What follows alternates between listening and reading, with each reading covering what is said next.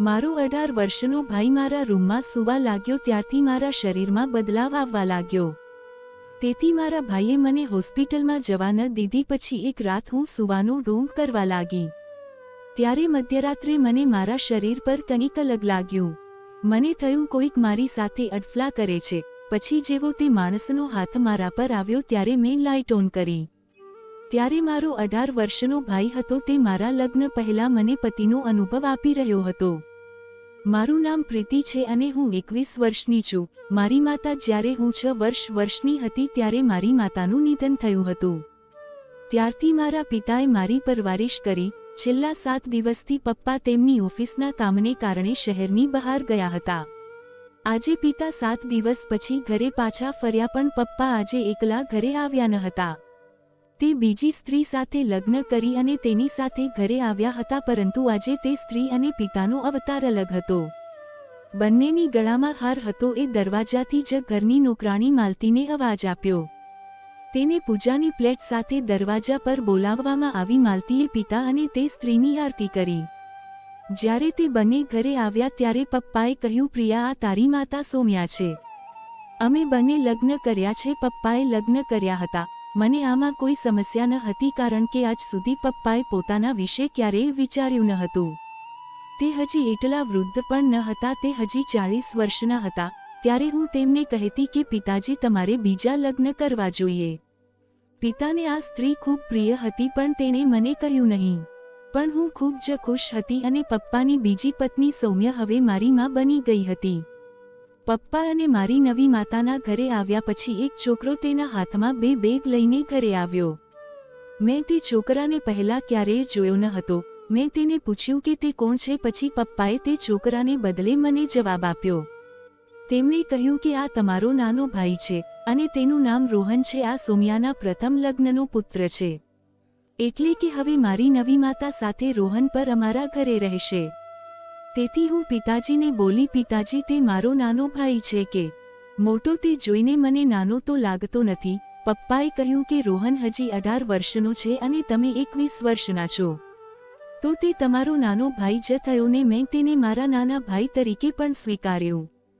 પણ તેના ચહેરા પર જોશ હતો તેથી તે મને નાનો તો લાગ્યો નહીં।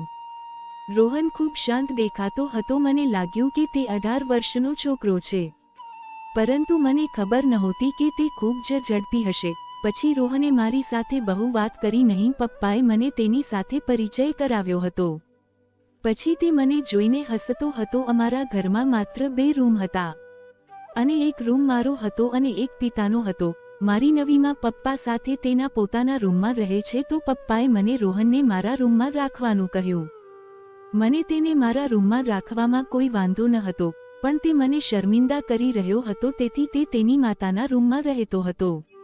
એક રાત્રે ભોજન કર્યા પછી પપ્પા મારા રૂમમાં આવ્યા। તેઓએ મને કહ્યું કે પ્રીતિ, રોહન હજી નાનો છે, વધારે વાત કરતો નથી, પરંતુ હવે તમારે તેની સાથે વાત કરવી પડશે। હવે તમે બંને હંમેશા સાથે રહો। રોહન દરરોજ તેની માતાની સાથે સૂઈ જાય છે, જેના કારણે હું મારી પત્ની સાથે સમય પસાર કરી શકતો નથી। મારો મતલબ તો તમે સમજો જ છો। તમે રોહન સાથે મિત્રતા કરો અને ધીરે ધીરે તેને તમારા રૂમમાં સુવડાવો। હું સમજી ગઈ કે પપ્પાનો અર્થ શું છે। મેં મારા પિતાની સામે પહેલા જ દિવસથી જ રોહન સાથેની મિત્રતા વધવાનું શરૂ કર્યું। સવારે જ્યારે મારા પિતા મારી નવી માતા સાથે ઓફિસ ગયા ત્યારે હું પણ હંમેશાની જેમ મારી કોલેજ ગઈ અને કોલેજ જતી વખતે રોહને તેની નવી શાળા છોડી દીધી। ઉનાળાનો સમય હતો તેથી ટૂંક સમયમાં રોહનની ઉનાળાની રજા થવાની હતી, જે રોહન સાથે મિત્રતા કરવાની સારી તક હતી। પછીના કેટલાક દિવસોમાં તેની ઉનાળાની રજાઓ શરૂ થઈ।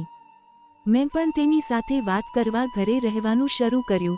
તે દિવસે માં અને પિતા સવારે તેમના સમય પર ઓફિસમાં ગયા હતા। તેના ગયા પછી રોહને વિચાર્યું હતું કે હું પણ કોલેજ ચાલી જઈશ, પરંતુ તે દિવસે હું કોલેજ ગઈ ન હતી પણ હું ઘરે રહી। સવારે 10 વાગ્યા સુધીમાં મેં ઘરના બધા કામ પૂરા કર્યા હતા।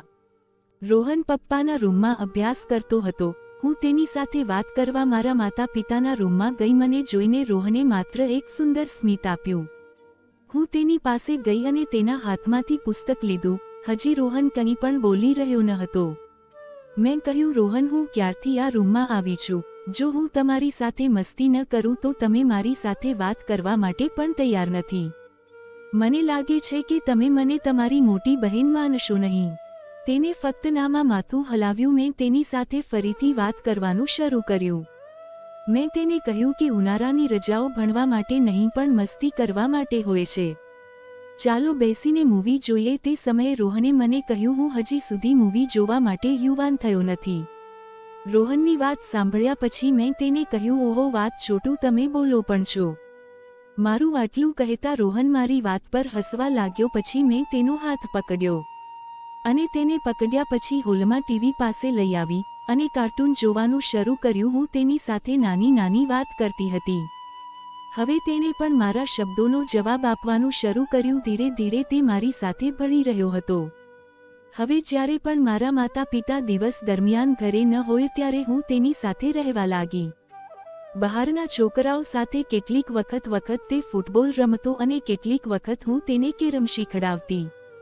પછી ઝડપથી અમે બંને મિત્રો બની ગયા. તે દિવસે મેં રોહનને કહ્યું કે હવે આપણે મિત્રો બની ગયા છીએ તો આજથી તમે તમારા માતા પિતાના રૂમમાં સૂતા નહીં, પણ મારી સાથે સૂજો. તેણે કહ્યું કે ના, હું મારી માતા સાથે જ સૂઈશ.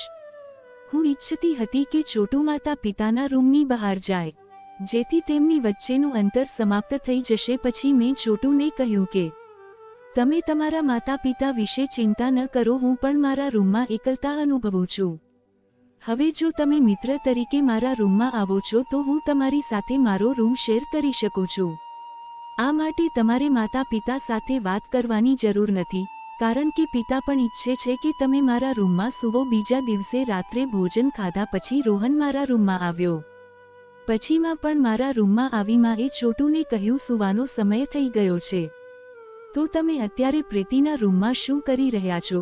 છોટુ માની વાત સાંભળતાની સાથે જ ડરવા લાગ્યો. સમજી શકી નહીં કે તે આટલો કેમ ડરે છે. તે સમયે મેં મારી માતાને કહ્યું કે આજથી છોટુ મારા રૂમમાં સૂઈ જશે. ત્યારે માએ કહ્યું, ના, તે તને પરેશાન કરશે, તને સૂવા દેશે નહીં. તો પછી મેં માના કાન પાસે જઈને કહ્યું કે માં, જ્યારથી તમારા લગ્ન થયા છે તમે તમારા પતિને બરાબર સમય આપી શકતા નથી, પરંતુ હવેથી તમે ચિંતા કરશો નહીં અને છોટુ મારા રૂમમાં મારી સાથે રહેશે.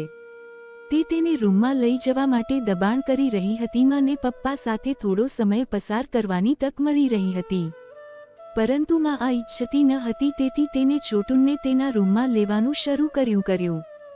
પરંતુ મેં તેને અટકાવી. જ્યારે અમે વાત કરતા હતા ત્યારે પપ્પા ત્યાં આવ્યા હતા અને પપ્પાએ પણ છોટુને મારા રૂમમાં સૂવાનું કહ્યું. પછી પિતા તેનો ફેસલો સંભળાવી ચાલ્યા ગયા. પરંતુ જ્યારે માં જતી વખતે મારા કાનમાં કહેતી ગઈ કે પ્રીતિ, જો તમે તમારા નાના ભાઈને તમારી સાથે સુવડાવવા માંગો છો તો મને કોઈ વાંધો નથી, પરંતુ સાવધાન રહેજો, કારણ કે હવે તે ખૂબ મોટો થઈ રહ્યો છે. મેં મારી માતાના શબ્દોને મારા હૃદયમાં લીધા નહીં. મેં વિચાર્યું કે તેણે કંઈક સામાન્ય માટે આવું કંઈક કહ્યું હશે, પરંતુ મને કોઈ ખ્યાલ ન હતો કે મારે આવા પરિણામોનો ભોગ બનવું પડશે. મને શું ખબર હતી કે છોટુ મારા લગ્ન પહેલા મને મારા પતિ જેવો અનુભવ આપશે. તે રાત્રે છોટુ મારા સાથે મારા રૂમમાં સૂઈ રહ્યો હતો. થોડા સમય પછી મને મારા શરીર પર કોઈનો હાથ અનુભવ થયો.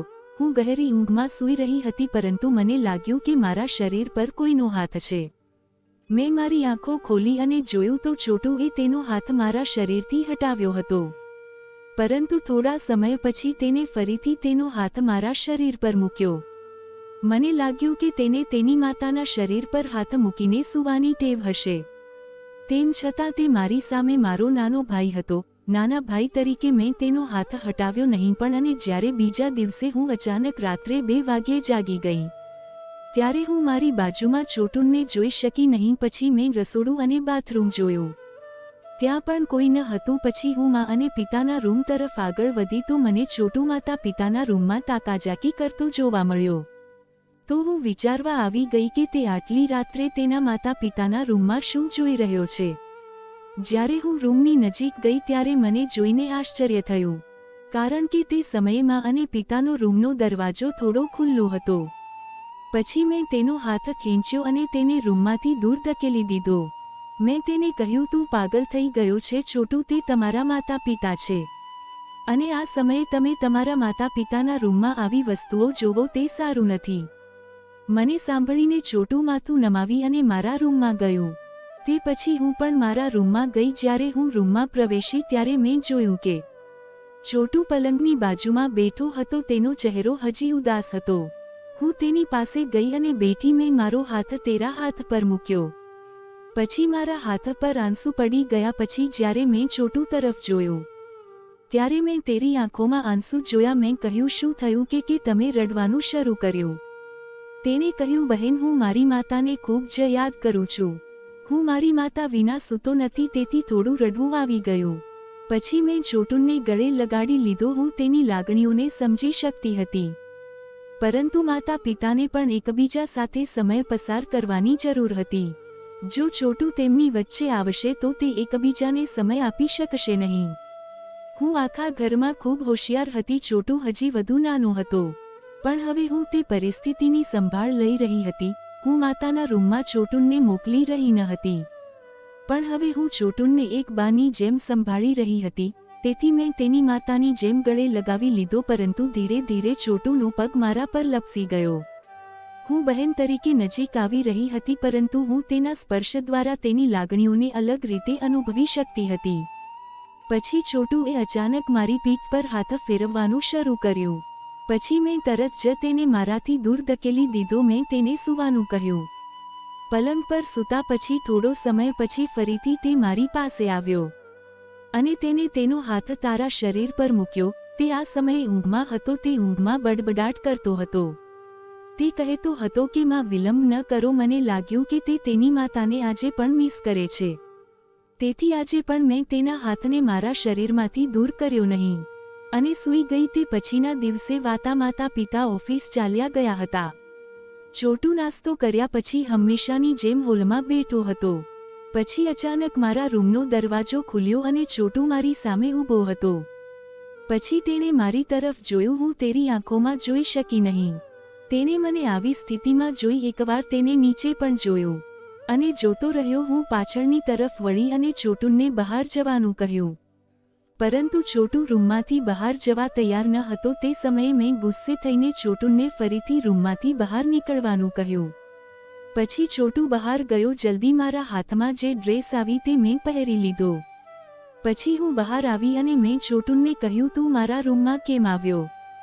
તેણે કહ્યું, હું તે જોવા આવ્યો હતો કે તમે જાગો છો કે સૂતા છો, કારણ કે સવારથી જ મને ટીવી જોઈને ખૂબ કંટાળો આવે છે. હવે મારે છોટુને નારાજ જ કરવાનો કોઈ મતલબ ન હતો, તો મેં આગળ કશું કહ્યું નહીં અને તેને કહ્યું કે તમે તમારી સંભાળ રાખો. અને હા, આજે હું મારી સાથે તમને મારી મિત્રના ઘરે લઈ જઈ રહી છું. તેનો ભાઈ પણ તમારી ઉંમરનો છે. તમને ત્યાં આનંદ થશે. હું મારા મિત્રના ઘરે જવા માટે છોટુ સાથે ઘરની બહાર નીકળી ગઈ. છોટુ અને હું મારી સ્કૂટી પર તેના ઘરે જઈ રહ્યા હતા. સ્કૂટીમાંથી પરત ફરતી વખતે છોટુએ મને આસપાસ નજર ફેરવતી જોઈ. તેણે મને કહ્યું, બહેન, મને બહાર જવું ખૂબ ગમે છે, પરંતુ માતા પિતા અમને ક્યાંય લઈ જવા તૈયાર નથી. મેં છોટુને સમજાવતી વખતે કહ્યું કે તમારા માતા પિતા બંને કામ કરી રહ્યા છે. તેઓ બંને તેમના કામમાં વ્યસ્ત છે, તેથી તેઓને ક્યાંક ફરવા માટે સમય નથી મળતો. પરંતુ ચિંતા કરશો નહીં, હું તમને બહાર લઈ જઈશ, ઠીક છે? તે છોટુને યોગ્ય રીતે સમજાવી દીધું. ટૂંક સમયમાં અમે મારી મિત્રના ઘરે પહોંચ્યા. મારા મિત્રને નાનો ભાઈ હતો, પરંતુ તે ખરેખર મારા દાદાભાઈ કરતાં થોડો મોટો દેખાતો હતો. ભાઈની તો દાઢી બૂછ આવવાની શરૂઆત થઈ ગઈ હતી. મારી મિત્ર સ્વર મારી સાથે છોટુ તરફ જોયું અને મને કહ્યું કે રિયા, તે મને તારા નવા સંબંધ વિશે કંઈ કહ્યું નહીં. તું તારા પ્રેમીને સીધો મારા ઘરે લાવી. જ્યારે સ્વર્ણના આ કહેતી હતી ત્યારે મેં છોટુ તરફ જોયું તો તે એમ શરમાતો હતો જેમ સાચે ન જ હું તેની ગર્લફ્રેન્ડ છું. મેં સ્વર્ણાને કહ્યું કે આ મારો કોઈ બોયફ્રેન્ડ નથી, આ મારો નાનો ભાઈ છે. અને તારો પણ. મેં સ્વર્ણાને મારા પિતાના લગ્ન વિશે પણ કહ્યું. પછી તેણે કહ્યું, આ તમારો ભાઈ છે? માફ કરશો, મને ખબર નહોતી. સ્વર્ણાના ઘરે મેં તેની સાથે ઘણી વાતો કરી કે છોટુ સ્વર્ણાના ભાઈ સાથે રમતી વખતે નિર્દોષ છોકરાની જેમ દેખાઈ રહ્યો હતો. બંને તેમની ઉંમર અનુસાર બિલકુલ નાના દેખાતા હતા. કદાચ તેની માતાએ તેને સારા સંસ્કાર આપ્યા હતા. મને તેમાં કોઈ અપેક્ષા દેખાતી ન હતી. તે રાત્રે ખોરાક લેતી વખતે કોઈનો પગ મને મારા ટેબલની નીચેથી સ્પર્શ થતો હતો. જ્યારે હું નીચે જોવા ગઈ તો તે છોટુનો પગ હતો. મને તે ખબર નથી કે તે ઈરાદાપૂર્વક મને લાત મારી રહ્યો હતો અથવા અજાણતા મને મારતો હતો. મેં મારા માતા પિતાની સામે તેને કંઈ કહ્યું નહીં, પરંતુ જ્યારે મેં તેની સામે જોયું ત્યારે તેણે તરત જ તેનો પગ હટાવી નાખ્યો. તે રાત્રે જ્યારે હું રસોડું સાફ કરી અને મારા રૂમમાં જતી હતી ત્યારે મેં છોટુને મા સાથે વાત કરતા જોયો. મને લાગ્યું કે તે તેના પર ગુસ્સે થઈ રહી છે. જ્યારે હું ત્યાં ગયો ત્યારે માતાએ મને જોઈને હસવાનું શરૂ કર્યું. હું પણ મારી માતા તરફ જોઈને હસી અને મારા રૂમમાં ગઈ. છોટુ પણ મારા રૂમમાં મારી પાછળ આવ્યો. થોડા સમય પછી માં 2 કાચના દૂધના ગ્લાસ સાથે મારા રૂમમાં આવી. તેને મારા હાથમાં એક દૂધનો ગ્લાસ આપ્યો અને બીજો છોટુના હાથમાં આપ્યો. પછી મારા માથા પર હાથ મૂકીને કહ્યું, પ્રીતિ દીકરા, જ્યારથી હું ઘરે આવી ત્યારથી જ મેં તને મારી ખૂબ નજીક રાખી નથી. તેના બદલે તમે મારી જગ્યાએ માની જેમના નાના બાળકની સંભાળ લઈ રહ્યા છો. હું નસીબદાર છું કે મને તારા જેવી સમજદાર પુત્રી મળી છે. મારી માતા મારી ખૂબ પ્રશંસા આજે કરી રહી હતી. મેં તેના દૂધને ખૂબ પ્રેમથી પીધું. તે સમયે મને મારી વાસ્તવિક માતાને બીજી માતામાં જોવા મળી હતી. પણ હવે આગામી થોડા દિવસોથી હવે જ્યારે હું સવારે જાગું છું ત્યારે મને મારા પલંગમાં ઘણી મુશ્કેલી થાય છે. હું એમ પણ નહોતી સૂતી કે મારા પલંગની ચાદર આટલી અસ્તવ્યસ્ત થઈ જાય, પરંતુ મેં આ વાત પર ધ્યાન આપ્યું નહીં. પછી થોડા દિવસોમાં અચાનક મારું પેટ દુખવા લાગ્યું. એક વખત જ્યારે હું સવારે જાગી ત્યારે મને પેટમાં હિસ્સામાં દુખાવો થવાનું શરૂ થયું અને ત્યાં પણ કેટલાક લાલ નિશાન હતા. મને ખબર નહોતી કે આ વિશે મારા પિતાને કેવી રીતે કહેવું. તે સવારે જ્યારે હું જાગી ત્યારે મેં મારો હાથ પેટ પર રાખ્યો અને પલંગ પર બેઠી. જ્યારે હું જાગી ત્યારે છોટુ પણ જાગી ગયો હતો અને તેને તેનો હાથ મારી પીઠ પર મૂક્યો. પછી તેણે કહ્યું, શું તમે ઠીક છો? મેં હજુ સુધી મારા મોંથી છોટુને કંઈ કહ્યું ન હતું. કોણ જાણે છે કે તે કેવું વિચારશે. પછી હું પલંગ પરથી ઊભી થઈ અને મારા રૂમમાંથી બહાર આવી. પછી જ્યારે મેં મારી માતા સાથે બોલવાનું શરૂ કર્યું ત્યારે મેં મારી માતાનો ચહેરો ગંભીર જોયો. તેથી મેં મારી વાત બદલી નાખી. આજે મમ્મી પપ્પા સાથે ઓફિસ જવાને બદલે રિક્ષાથી ગઈ. મેં મારા પિતા તરફ જોયું તો તેનો ચહેરો પણ ગંભીર હતો. કદાચ માતા પિતા વચ્ચે વિવાદ થયો હતો અથવા કંઈક બીજું, પણ મને તેમના વિવાદ વિશે કંઈ ખબર ન હતી. એ સમયે મેં ઓફિસ જતા પહેલા મારા પિતાને અટકાવ્યા. મેં તેને કહ્યું, પિતાજી, તમારી અને માતા વચ્ચે કોઈ ચર્ચા થઈ છે? પિતા કંઈ બોલ્યા વિના તેનું ઓફિસ જવાનું શરૂ કર્યું. પછીના 3-4 દિવસ આ રીતે પસાર થયા. હું છેલ્લા 3 દિવસથી પેટમાં દુખાવાથી પરેશાન હતી. છેવટે 3 દિવસ પછી મેં મારી માતાને મારા પેટમાં દુખાવા વિશે કહ્યું. પછી માં મને હોસ્પિટલ લઈ ગઈ. ત્યાં મારું ચેકઅપ થયું અને રિપોર્ટ જોઈને માએ માથું ઝુકાવી દીધું. માએ મને કહ્યું કે દીકરી, હવે મારા મગજમાં એક પ્રશ્ન છે અને તમે મને તેનો સત્ય જવાબ આપો. તેમણે કહ્યું, પ્રીતિ, તારો કોઈ બોયફ્રેન્ડ છે? મેં મારી માતાને કહ્યું, આ પ્રશ્ન શું છે? આ રિપોર્ટ પછી તમે મને આ પ્રશ્ન કેમ પૂછો છો? માએ કહ્યું, કારણ કે હવે મને આ પ્રશ્ન પૂછવાની જરૂર લાગે છે, કારણ કે તમારા રિપોર્ટમાં લખ્યું છે કે તમે ગર્ભવતી છો. માની વાત સાંભળ્યા પછી એક ક્ષણમાં મારી આંખોમાં આંસુ હતા. મેં મારી માતાને કહ્યું કે તમે રિપોર્ટ યોગ્ય રીતે તો વાંચ્યો છો ને, કારણ કે મારો કોઈ બોયફ્રેન્ડ અથવા એવું કંઈ નથી. તે સમયે અમે એકબીજાને જોઈ રહ્યા હતા, પણ હવે મને બધું સમજાઈ ગયું. મેં મારી માતાને કહ્યું, માં, આ બધું છોટુએ જ કર્યું છે, કારણ કે મેં રૂમની ચાદર પણ ફાટેલી જોઈ છે. હું છોટુને છોડીશ નહીં. મારી માતાએ મને કહ્યું કે પ્રીતિ, તમે શાંત થાઓ. છોટુ ખોટો હશે, પરંતુ તમારા પિતાની સામે આ બધી વાતો ન કહો. તને ખબર છે તે હાર્ટ પેશન્ટ છે અને જો તે વધુ વિચારશે તો કંઈ પણ થઈ શકે છે.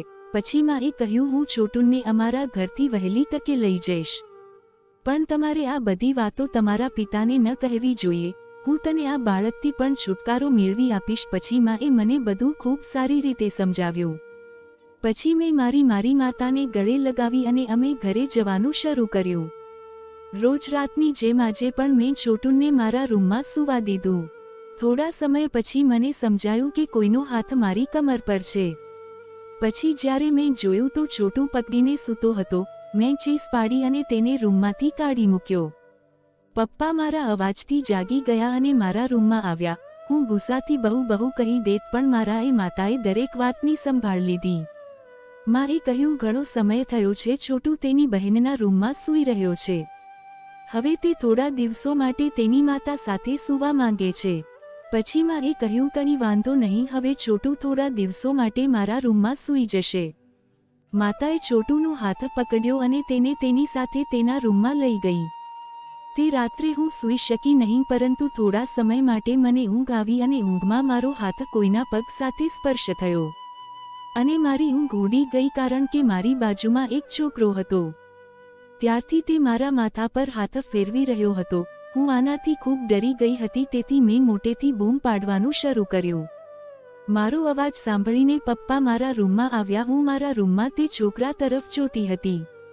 મારી માતા પણ આઘાતમાં હતી. પિતાએ જ્યારે મને રડતા જોઈ ત્યારે તેને મને પૂછ્યું કે, પ્રીતિ કેમ રડે છે, શું થયું? મેં મારા પિતાને એ ઘટના વિશે બધું કહ્યું જે મારી સાથે થયું હતું. તે સમયે પપ્પાએ છોટુના કાનની નીચે એક ઝાપટ મારી. તો પછી છોટુએ કહ્યું, પ્રીતિ તું શું વાત કરે છે?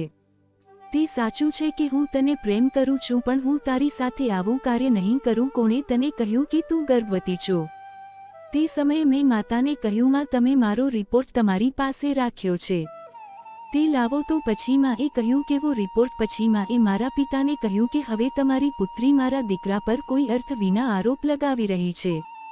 હવે વાત અહીં સુધી પહોંચી ગઈ છે. હું આ મકાનમાં બિલકુલ રહી શકતી નથી.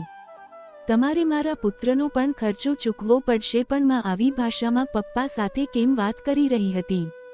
મને કંઈ પણ સમજાયું નહીં. એક તો મેં વિચારવાનું શરૂ કર્યું કે હું ગર્ભવતી છું, ઉપરાંત મારા માતા અને પિતાની આ વાતચીત જોઈને હું વધુ પરેશાન થતી જતી હતી. પછી મને ચક્કર આવી ગયા અને હું પડી ગઈ. ધીરે ધીરે મારી આંખો બંધ થઈ ગઈ. પછી છોટુ દોડ્યો અને મારા માટે પાણી લાવ્યો. તેણે મારા ચહેરા પર પાણી છાંટ્યું અને મને તેના હાથથી પાણી આપ્યું. ત્યારે માં મારા અને મારા પિતાથી દૂર ઊભી હતી. તે તને થોડા દિવસમાં વેચવાની હતી અને મને પણ તે એમ કહીને લાવી હતી કે તે મને તેના પુત્રનું નાટક કરવાના લાખો રૂપિયા આપશે. તેનો ઈરાદો હતો તે તને તારા પિતાની નજરમાં પાડી અને દૂર મોકલી દેશે. પછી તને વેચી દેશે, જેથી તે તારા પિતાની મિલકત તેના નામે કરી શકે. અને તું પણ પાછી ચાલી જા. અને મને તો એ માટે લાવી કે હું તારા પર નજર રાખી શકું અને તારી બધી માહિતી તેને આપી શકું. પણ હું તને પ્રેમ કરવા લાગ્યો, તેથી તને બધું સત્ય કહી દીધું. હું 18 વર્ષનો નથી, પણ 22 વર્ષનો છું. આટલું સાંભળીને પિતા માને પોલીસ સ્ટેશન લઈ ગયા અને મને છોટુ પાસે છોડી દીધી. મેં કહ્યું, છોટુ મને જવાબ આપ, તે મારી સાથે ખોટું કર્યું છે. છોટુ તેનું માથું નીચે હતું, તેથી હું વધુ સમજી ગઈ. તે કહેવા લાગ્યો, હા પ્રીતિ, હું તને પ્રેમ કરતો હતો અને એક પુરુષ પણ હતો, તેથી સહન ન કરી શક્યો. અને જે રાતે મેડમ તને દૂધ આપવા આવી હતી ત્યારે તેને તને નશાની ગોળી આપી હતી, જેથી તું સૂઈ. મેડમ તે રાતે તને ખરીદનાર લોકોને દેખાડવા માંગતી હતી, તેથી તારા સૂઈ ગયા પછી તે લોકોને અહીં બોલાવતી હતી, પણ તે લોકો કોઈ કારણસર આવી ન શક્યા અને મેં તેને વાત કરતા સાંભળી લીધી. પછી તે રાત તું નશામાં સૂતી હતી, તને કોઈ વસ્તુઓનું ભાન ન હતું. હું એકલો રૂમમાં હતો.